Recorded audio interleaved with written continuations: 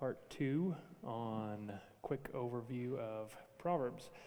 And I apologize for last week because it actually wasn't that quick. The knob is missing off this thing. That's fine. It'll work. All right, so last week we covered 3 of the 5 basic points that we were going to talk about Proverbs. First, quick review of what the wisdom books or what wisdom literature was, and the second thing we looked at was how does the rest of Scripture look back at the wisdom books, and more specifically the Proverbs.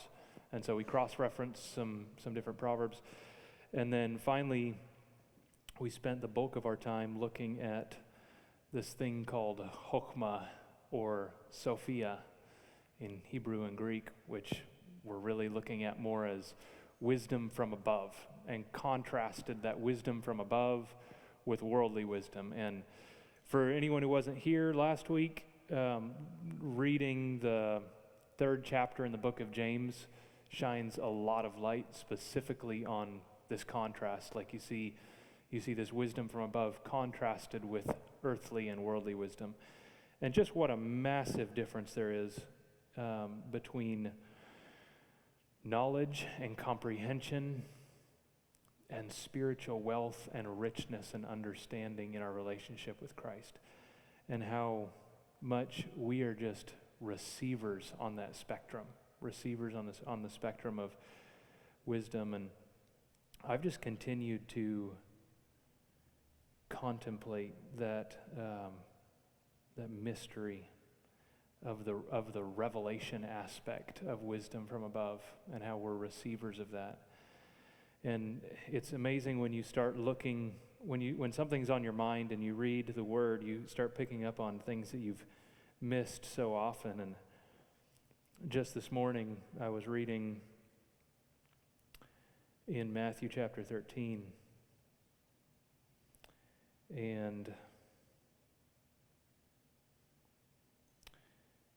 I'm sorry, not Matthew chapter 13. I was reading ahead in Hebrews chapter 11 and just thinking about how there's this wisdom that you can't go to college for. You can't talk to someone and grow in. It's a gift from God. And we ask for it and we seek it in His Word. And in Hebrews 11, I saw another perfect example of it. I'm just going to read that real briefly. We're going to be segueing into this coming Sunday.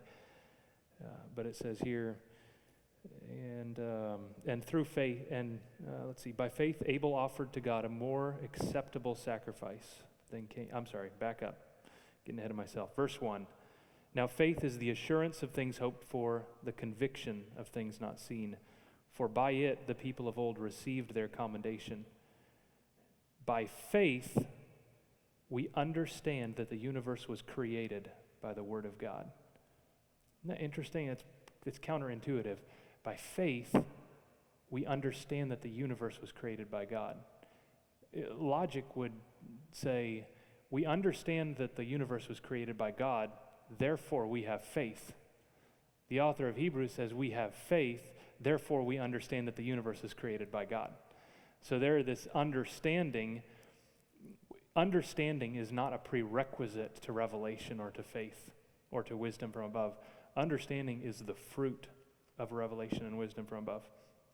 So anyway, small sidetrack, but I thought that was just in consistency with what we spent the majority of our time talking about last Wednesday. So this Wednesday, we're just going to look at the last 2 aspects of this brief overview of wisdom. The first thing we're going to look at is kind of the structure of the book. Now that we've really talked about what wisdom is what the whole heart of the book is pointing to. And now we're just going to kind of look at the structure of the book, and then finally application for the Proverbs. And the first 9 chapters in Proverbs are speeches from a father to his son and from this feminine character, Lady Wisdom. And there's this like kind of family feeling to the book of Proverbs to begin with, because chapter 1, the first 9 chapters are all My son, listen to the words of your father. Listen to the words of your father. And the last chapter in the book, chapter 31, ends with, my son, listen to the words of your mother. So you have listen to the words of your father, you have listen to the words of your mother, both kind of bookending the book of Proverbs. And so the first 9 chapters are largely these parental speeches of a father toward a son, and Lady Wisdom sharing her wealth and pleading with any who have ears to hear, come, learn, I'll give answers to anyone freely. Just ask, just seek, just come for me. And then as we move on, you have the first 9 chapters, and then chapter 10 through 29 would be considered more topical proverbs. So there's everything ranging from how to look at money to how to be neighborly to how a believer should treat an animal that he owns to how to be a good friend to warnings about, being around promiscuous women, guarding your heart against lust.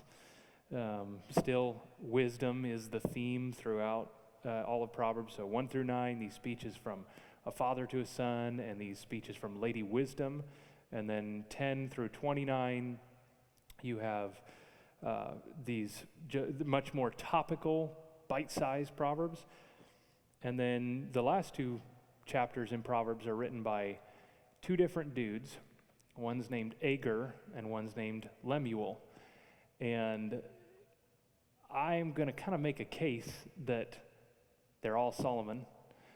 Solomon is kind of a guy of many hats, and he went by several different titles. Prophetically, he was named Jedediah, and then he was born, and David and Bathsheba named him Solomon. And then in Ecclesiastes, he goes by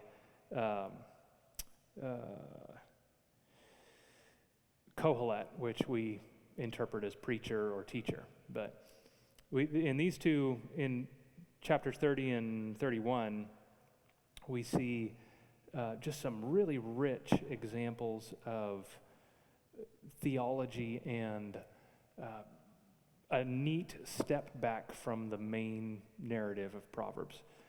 So looking at chapter 30 is full of riddles, and they're awesome riddles. It's so worth memorizing parts of chapter 30. But it's riddles like 3 things are amazing, 4 things beyond what I can think of. A ship on the high seas, a bird in the air, a snake on a rock, and a man with a woman. These are just mysteries that I can't wrap my mind around. And in the midst of those, you see some really neat application. One of my very favorite Proverbs is Proverbs 30, verses 7 through 9. Does someone want to read that for me? Proverbs 30, 7 through 9. Josh, you want to go ahead and get that? 2 things I ask of you, deny them not to me before I die. Remove far from me falsehood and lying. Give me neither poverty nor riches. Feed me with the food that is needful for me, lest I be full and deny you and say, who is the Lord? Or lest I be poor and steal. Lest I be rich. The first one was lest I be rich. Lest I be full? Yeah, full. I'm sorry. I thought you said poor. I'm sorry. Lest I be full and deny you and say, who is the Lord? Or lest I be poor and steal and profane the name of my God. Mm-hmm. And so that proverb can be taken at face value, and you look at it and you think, man, this dude wants a comfortable life. He's like, I don't want to be poor and steal and profane the name of my God. I don't want to be rich and say, who is God, and forget my need of God. So keep me middle income. And so is the question that this guy wants to be middle income? He doesn't want to be rich or poor? I don't think so. There's a deeper element to this. He really doesn't want 2 things. He wants one thing. He wants a right relationship with God. That's his number one concern. is I don't want to profane your name by stealing, and I don't want to forget you by being rich. And so, man, it's so worth digging into these Proverbs, because there's usually a face value application, and then there's this blossoming application that is a lot richer than what is at face value. So that's just a nugget out of chapter 30. But chapter 30 starts with this phrase written by Agur. It says, the words of Agur, son of Jacob, the oracle. And that transliterates as the words of the gatherer of wisdom, son of obedience. And so, Solomon is very, he's renowned for gathering wisdom, for being given wisdom. And there is no other character in Jewish history by this name, let alone a king. And so here we see this picture of, well, who's this guy Agur? He's not mentioned anywhere else. And so many people, most like rabbis, for example, are very, very educated on early Israel history, early Jewish history. And most of them consider Agur to have been Solomon. I don't think we can make a hard and fast case for that. And then looking at chapter 31, everyone knows Proverbs 31, which also is another, so Solomon tends to put on a different hat when he changes his tune. So you have Solomon who writes Proverbs, and then you have Kohelet who writes Ecclesiastes, and Proverbs is all about like, if you do the right thing, everything will work out for you. Ecclesiastes is like, yeah, but what about when it doesn't? And so he puts on a different hat when he kind of comes at the topic from this angle. Well, if you look at Proverbs 30 and 31, it's kind of the same way, because here he's been telling all these topical proverbs, and then in 30, now he's got all these riddles. And then in 31, he starts talking about women again.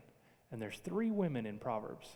There's Lady Wisdom, who's a theme throughout all of Proverbs, wisdom just personified as a woman. There is promiscuous women, and now there's this Proverbs 31 woman, a godly woman. And so it's a complete mindset shift. And if you look at Proverbs 31, read the beginning, let's read the first 5 verses of Proverbs 31 and picture Solomon, who was birthed out of promiscuity and unfaithfulness. David is supposed to be fighting the battle, and he's sitting at home on his rooftop watching Bathsheba.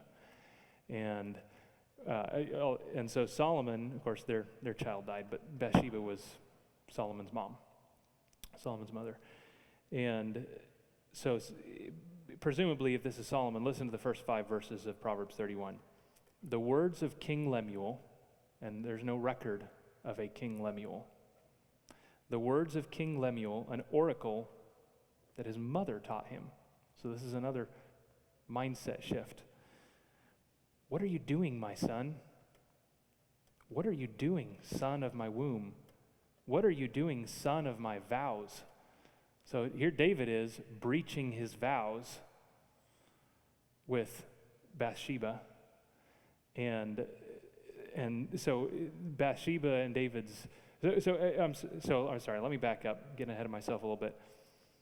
If this is a proverb from his mother to him, instruction from his mother to him, then this is things that his mother would have taught him. So picture Bathsheba having said these things to Solomon. What are you doing, my son? What are you doing, son of my womb? What are you doing, son of my vows? Do not give your strength to women. Isn't that exactly what David did? Do not give your strength to women, your ways to those who destroy kings. It is not for kings, O Lemuel, it is not for kings to drink wine, or for rulers to take strong drink, lest they drink and forget what has been decreed and pervert the rights of all the afflicted, which is exactly what David did to Uriah, robbed his rights from him. So I'm going to just say at least it's food for thought that Lemuel and Agur are Solomon, and he's writing with a different hat on.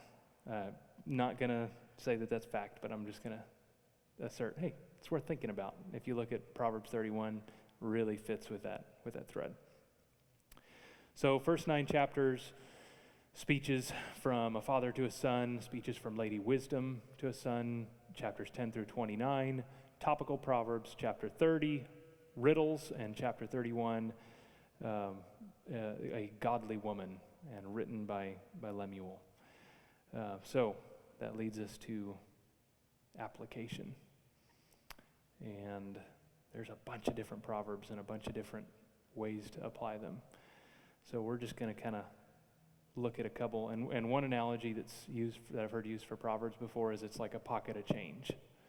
So if you go to the car dealership and you've got a checkbook and you can write a check for $60,000 and you've got a bunch of pennies, do you pay for your new car in pennies or do you write a check for it? And then you go to the gas station and you want a pack of gum and it's 24 cents and you have a quarter, do you write a check or do you use your quarter? And so instead of taking all Proverbs and shoving them into the same, we're going to use the exact same manner of application for all of them, let them each shine in the way that they're intended instead of forcing one approach on all of them. So use your quarter to buy the pack of gum and use your checkbook to buy the car. And so some Proverbs are much more, it's very obvious to pick up on, and other Proverbs you have to look at a little bit more and process and chew on.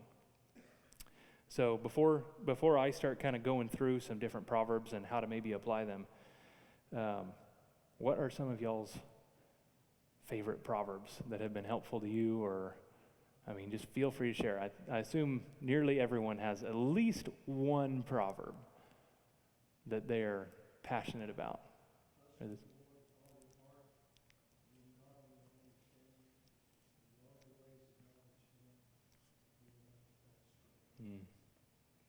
Yes.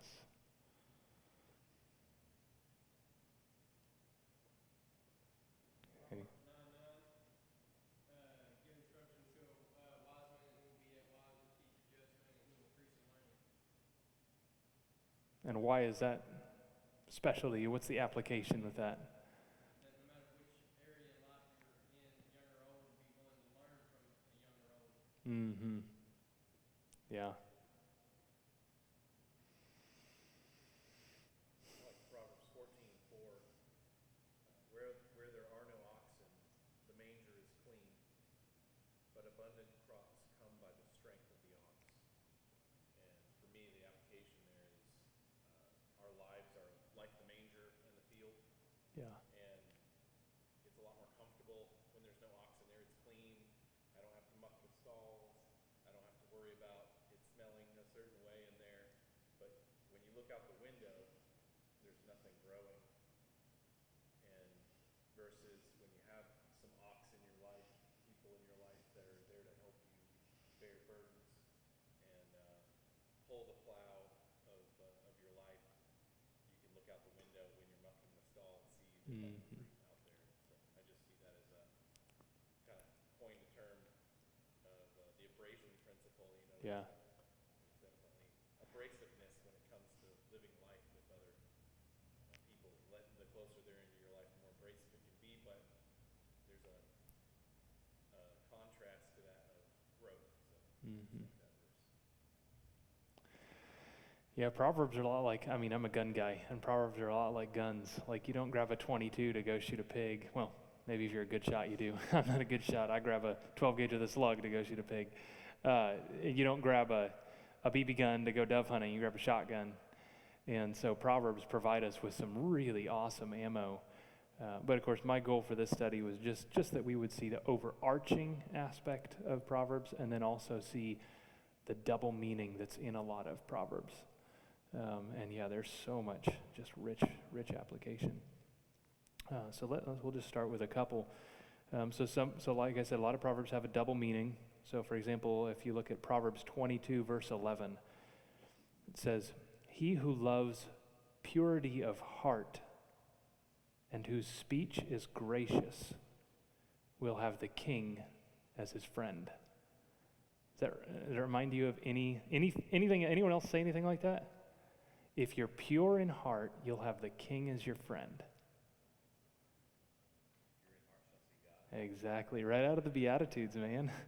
I mean, what beautiful symmetry. I mean, yes, I'm sure he's also saying, like, he's a king writing this. He's like, I want people around me who are pure and whose speech is gracious. But then there's this eternal meaning to it that is exactly what Jesus said in the Beatitudes. Blessed are the pure in heart, for they shall see God. He who loves purity and whose speech is gracious will have the King as his friend. So look for those double meanings in Proverbs. Some Proverbs are just a statement of fact. A whip for the horse, a bridle for the donkey, and a rod for the back of fools. Like, it is what it is. No exposition needed. If you're a fool, you got a hard road to plow. You're going to be whipped. But then, you can take supplement to that with other Proverbs. Like, one of my favorites is that I've had to just really meditate on and apply to my own life is a word of reproof is more to a wise man than 50 lashes to the back of a fool.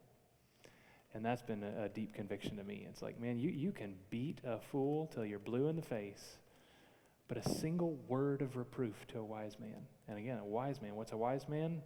Wisdom from above. Not he knows it up here, but God's revealed it in here. Because he's a man who fears God. Because he's a man who loves God. Because he's a man who has, like James chapter 1, gone to him and said, give me wisdom.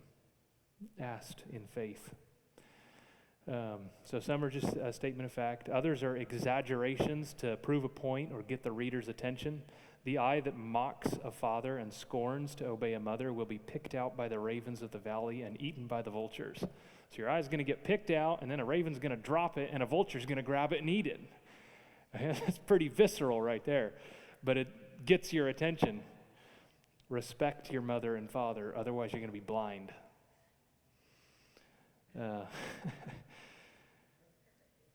Or whoever sends a message by the hand of a fool cuts off his own feet and drinks violence. So there's an extreme analogy to just grab the reader's attention. Be like, I'm serious here. And man, those stick really well with kids too.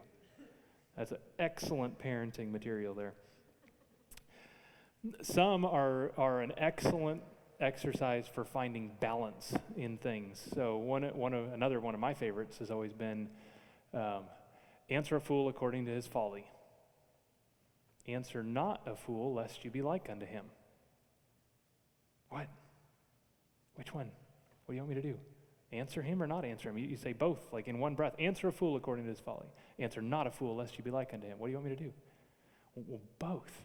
You owe an answer. Like, always be ready to give an answer for the hope that lies within you with gentleness and respect. But don't argue with a fool. Don't sit there and like, there's a secular phrase, never argue with a fool. They'll drag you down to their level and beat you by experience. So there's not in the Proverbs, but that rings true in this. It's like, hey, I'm saving you from damage here. Don't argue with a fool. Give an answer to a fool. Give hope to a fool. Don't argue with a fool. But that's an example of contrast and tension in the Proverbs that you have to reconcile in your own life. Some Proverbs require a clear understanding of cultural issues. So if you're reading a proverb and you're like, man, that makes no sense, then you got to understand some of the cultural relevance, like whoever digs a pit will fall into it, and a stone will come back on him who starts it rolling. And that's typically referred to as property boundaries and boundary stones. And you go up to you're sneaking out at night, and you're like, man, I'm going to roll this stone and add a few hectares to my pasture here. And at the end of the day, justice is served, and that stone's going to roll back on you. Not proverbially, even though we're in the Proverbs, but ultimately. And as we'll see, there's another proverb that actually gives that talks about justice and how in the end, God is the one who dishes out justice. And that's the stone that rolls back on you, is God's justice.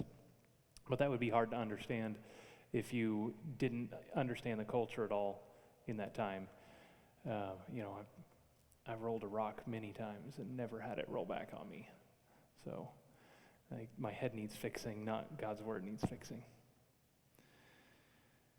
And some proverbs just cut straight to the heart of the experience that we have as Christians. Better is open rebuke than hidden love. Faithful are the wounds of a friend. Profuse are the kisses of an enemy. Man, we need that in the church. That is a precious, precious truth in the church. Better is open rebuke than hidden love.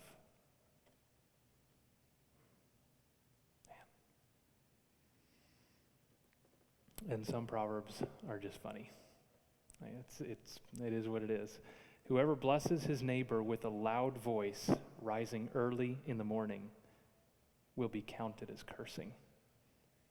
Like 4 o'clock in the morning, what's up, neighbor? That's not a blessing. It doesn't matter how nice you say it. It's 4 o'clock in the morning. Go to bed, neighbor. I thought, man, what was he thinking when he penned that? But it actually is worth thinking, like, what is the double meaning to that? Is there a double meaning to that? What do y'all think? That'd be equivalent to texting somebody at like 5 in the morning. No, because you can silence a text. That's on the recipient there. What's that?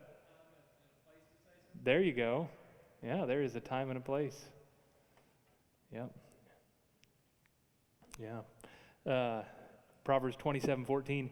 And whoever works his land will have plenty of bread, but he who follows worthless pursuits will have plenty of poverty. How do you have plenty of nothing? He's like, you're going to have a lot of nothing. If you're lazy, you're going to have a lot of nothing. Nothing to show for it. Proverbs 28:19. Like a madman throws firebrands, arrows, and death is the man who deceives his neighbor and says, I'm only joking. I didn't even know that was in the Bible until I read Proverbs again and again, and I jumped out. I'm only joking. Don't joke about things that aren't funny. Don't use humor as an excuse for, it'd be a way of like passive aggression or using sarcasm as a way. Like sarcasm has that bite to it that really hurts sometimes when it's a way of saying something you really want to say, but you're like, I'll say it sarcastically. Like, don't say things like that and then say, oh, I'm just kidding, man. Be honest. Let your yea be yea and your nay be nay.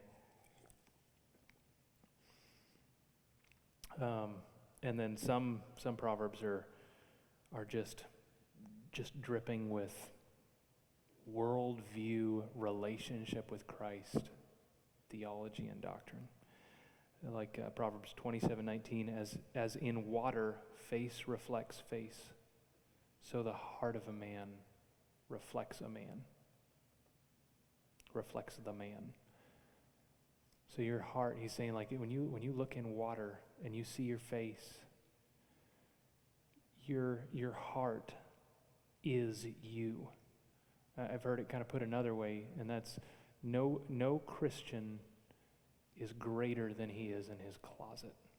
Like with the Christian that you are in your closet, doesn't matter what you do anywhere else, who you are with you in Christ. That's the caliber of Christian that you are. Anyone can learn Christianese. Anyone can put on a show. But what do you do in the quiet of the morning? What do you do on your drive to work? What's in your heart? That is the manner of man that you are. And then Proverbs 28:5, evil men do not understand justice, but those who seek the Lord understand it completely.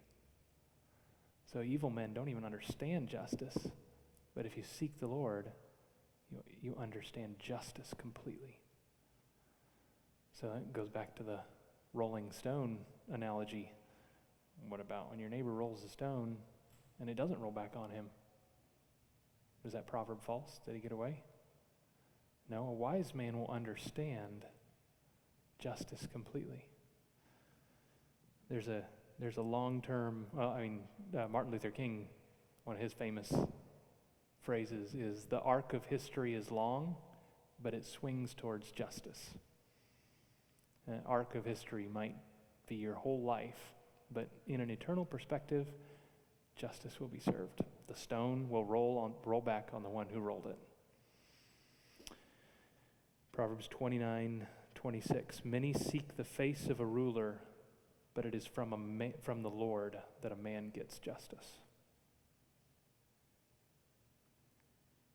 So, again, there's symmetry here. Like, what's another place in Scripture where we can look, or what's some words of Jesus that we can apply directly to that? Like, it's from God that you get justice, even when you're defrauded here, and ultimately, in the long run, He's the just one.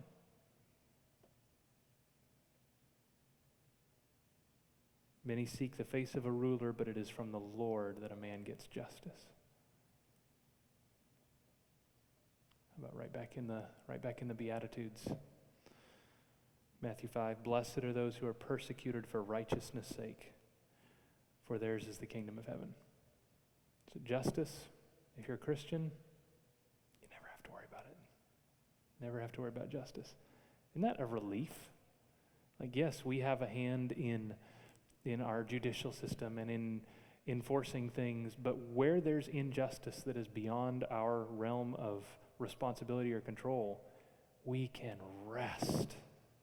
We can rest in God's justice. And those are just beautiful, timeless truths that we find in Proverbs. And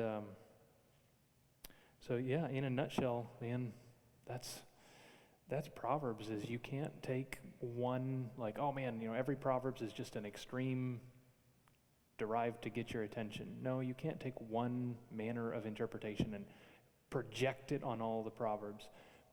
In order to understand the Proverbs, you have to have wisdom from above. And in order to have wisdom from above, you have to ask it and seek for it from God. And that is the key to unlocking Proverbs. It isn't thinking. It's like Hebrews 11.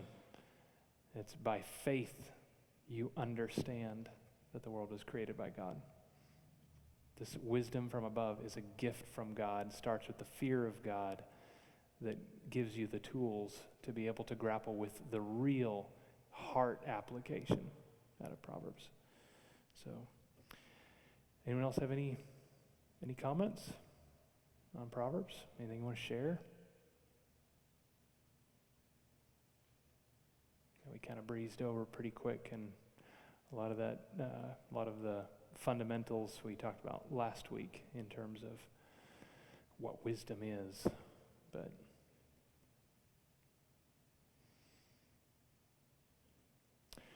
all right, well, that's it for tonight. Short and sweet. We'll have some time for prayer requests, and let's break apart. So I think we've got enough people. Let's just break into two groups. Maybe some people over here, some people over here. We've got about 15 minutes till the kids come out, so we got time to share some prayer requests and just kind of have prayer individually.